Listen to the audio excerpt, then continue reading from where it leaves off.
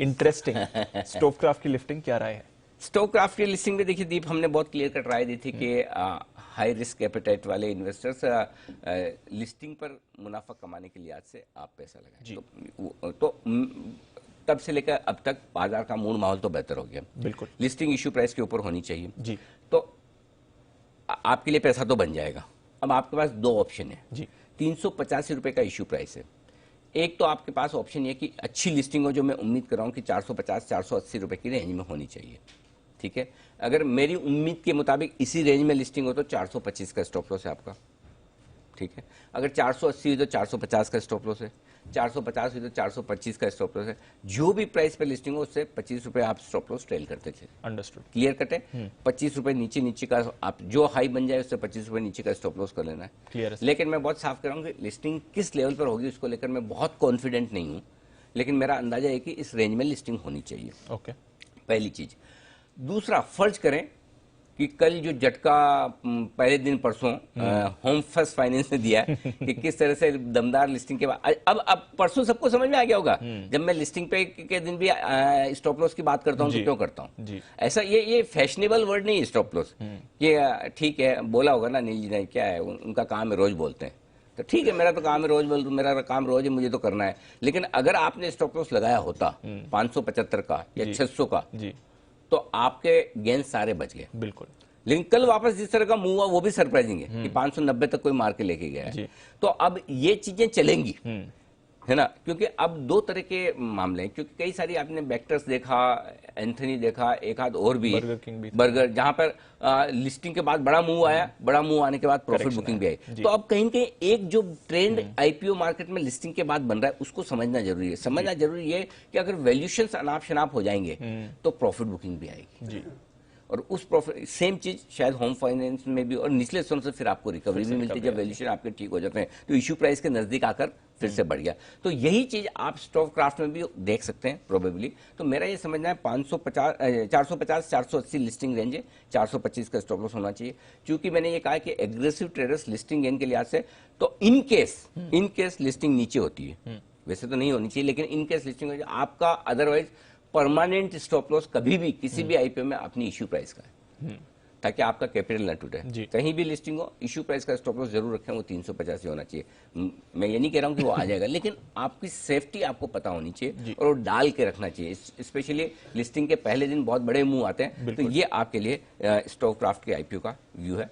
तो clear cut है, I am sure. RBI की क्रेडिट पॉलिसी आ जाएगी तो बहुत बड़ा ट्रिगर है। इनफैक्ट आज का जो है इवेंट ऑफ द डे है वो क्रेडिट पॉलिसी ही रहेगी। स्टोवक्राफ्ट की लिस्टिंग जो है इस पर हमने अब ऑलरेडी चर्चा कर ली है, तो आज इसकी लिस्टिंग होने वाली है। साथ ही ईआईएल यहां पर 587 करोड़ का बायबैक जो है वो बंद होता हुआ दिखेगा। 84 रुपए प्रति शेयर के भाव पर यह बायबैक का ऐलान किया गया था। जुबिलेंट लाइफ के डिमर्जर के शेयर अलॉटमेंट की भी आज रिकॉर्ड डेट है, तो यहां पर भी स्टॉक पर नजर रखिए।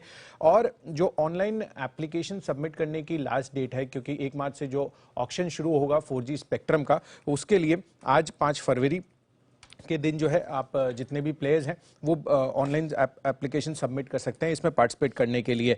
साथ ही ब्रुकफील्ड रीट्स, इसके आईपीओ अपडेट आए हैं। आज आईपीओ का आखिरी दिन है और दूसरे दिन इशू जो है 77% भरकर बंद हुआ था, जिसमें क्यूआईबी करीब 53% और एनआईआईज अगर आप देखें तो 96% उन्होंने सब्सक्राइब किया है। प्राइस बैंड 274 से 275 रुपए प्रति यूनिट रखा गया है और साथ ही जो लॉट साइज है वो 200 यूनिट्स का है। एक्स डेट्स भी हैं कुछ स्टॉक्स। इनफैक्ट बाईबैक की एक्स डेट है नैल्को की, 57.5 रुपए प्रति शेयर पर बाईबैक का प्राइस था और करीब 750 करोड़ रुपए ये बाईबैक के जरिए जुटाने वाले थे। और इंटरिम डिविडेंड की भी एक्स डेट है Nippon life India asset management. Tata power, यहाँ पर भी अगर आप नंबर्स देखेंगे तो ऑपरेशनली जो है कमजोर सेट ऑफ नंबर्स आए हैं और इनफैक्ट अगर आप मार्जिन्स देखें तो हमारा अनुमान 23.1% का था, उसके मुकाबले 23%, almost stable set of margins है। पर जो मुनाफा है 248 करोड़ पर आया है, 193 करोड़ से बढ़कर, लेकिन अनुमान से कमजोर है क्योंकि 267 करोड़ का हमने अनुमान लगाया था। कॉनकॉर यहाँ पर बेटर देन एस्टिमेट नंबर्स आते हुए दिखे हैं, जहां पर प्रॉफिट जो है करीब 36% बढ़कर 238 करोड़ पर आया है और कंपनी की जो मार्जिन्स है लेकिन वो 24.3% से घटकर 21.2% है। पर कहीं ना कहीं आप रेवेन्यू देखेंगे तो 14.5% बढ़कर 1754 करोड़ पर आता हुआ नजर आया है। आरईसी नंबर्स यहाँ पर बेहतरीन है, स्ट्रॉन्ग सेट ऑफ नंबर्स है। इनफैक्ट लोन बुक जो है इनकी 9% तक बढ़ता हुआ दिखा है, तो इस पर भी आप नजर रखें।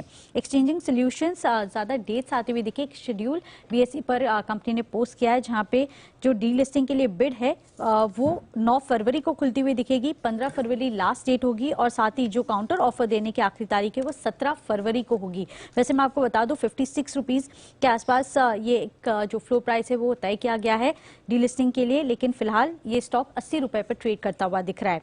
वेदांता के लिए अच्छी खबर है, जहां पे लांजीगढ़ एल्यूमिना रिफाइनरी के विस्तार के लिए बोर्ड से उसको मंजूरी मिल चुकी है और करीब 4,500 करोड़ खर्च करने की भी मंजूरी है। इनकी जो कैपेसिटी है 2 मिलियन टन प्रति एनम से बढ़कर 5 मिलियन टन प्रति एनम पर होती हुई दिखेगी, तो इस पर आप नजर रखें। और साथ ही कई ऐसे स्टॉक्स हैं जिसमें सर्किट फिल्टर में रिविजन्स होते हुए दिखे हैं, जिसमें आपको येस बैंक पर नजर रखनी है। जीएम रिवरीज 5% से लेकर 20% पे होता हुआ दिखा है। इंडोकॉन पर भी आप नजर रखें। और इसके अलावा जहां पे 10% से 20% हुए हैं circuit revision, Burger King, Equitas Holdings, GMM Pfaudler, Route Mobile, ये कुछ स्टॉक्स है और आरबीएनएल, ये कुछ स्टॉक्स हैं जहां पे आपको आज फोकस रखना है। और आखिर में आप देखिए इनसाइडर ट्रेड्स में धानुका एग्रीटेक, जहां पे प्रोमोटर ने 83,000 शेयर्स बेचे हैं कंपनी के, तो इसी के चलते आज ये स्टॉक पर एक्शन दिख सकता है। मॉर्निंग आशीष, बताएं आज की रिपोर्ट्स कौन सी? Good morning Deepanshu. आज सबसे दमदार रिपोर्ट जो है स्टेट बैंक ऑफ इंडिया पे आ रही है। अच्छे नतीजों के बाद अगर आप देखें तो सबके सब ब्रोकरेज हाउस बुलिश नजर आ रहे हैं और सबसे कम टारगेट भी जो ब्रोकरेज हाउस ने दिया सिटी ने खरीदारी की राय के साथ, वो भी करंट मार्केट प्राइस से अगर आप देखें तो 21% ऊपर है। लेकिन ब्रोकरेज हाउस में सबसे ज्यादा बुलिश नजर आ रहे हैं सीएलएसए खरीदारी की राय दे रहे हैं और लक्ष्य देखिए इन्होंने 385 से बढ़ाकर 560 कर दिया है। 355 की कल की क्लोजिंग, यानी मौजूदा भाव से भी अगर आप देखें तो 57% की अपसाइड जो है एक्सपेक्ट कर रहे हैं और मान रहे हैं कि स्लिपेजेस अगर आप देखें तो 15 साल के निचले स्तर पर है और बैंक ने जो असेट क्वालिटी रिपोर्ट की वो कई निजी बैंकों से भी बेहतर नजर आ रही है। टाटा पार एक और अच्छे नतीजे, यहाँ पर सीएलएसए की रिपोर्ट है, खरीदारी किराए को बरकरार रखा है। एचपीसीएल यहाँ पर भी अगर आप देखें तो कहीं ना कहीं मिलीजुली रिपोर्ट से कमेंट्री ब्रोकरेज हाउस की तरफ से पॉजिटिव नहीं है। मैक्वायरी आउट परफॉर्म की रेटिंग दे रहे 480 रुपए के लक्ष्य के लिए, 230 जो है कल की क्लोजिंग है। हालांकि ये कह रहे कि आगे जाके जो तिमाही है वो थोड़ी और चुनौतीपूर्ण देखने को मिल सकती है, जिसके चलते इन्होंने ईपीएस के अनुमान में करीब 21% की कटौती की है। गोदरेज प्रॉपर्टीज कल काफी कमजोर नतीजे आए थे। सीएलएसए बिकवाली की राय दे रहे हैं 1201 रुपए के लक्ष्य के लिए, 1340 कल की क्लोजिंग है।